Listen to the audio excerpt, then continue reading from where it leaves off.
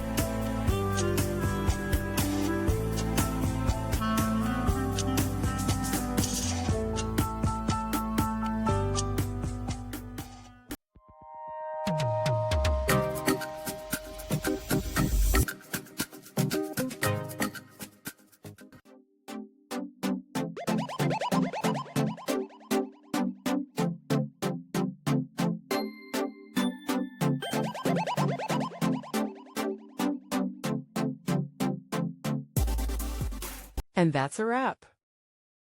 I hope you found the answer you were looking for. If you did, take a second to hit that subscribe button. It really helps out. And let me know in the comments which solution worked best for you. See you next time in the debug zone.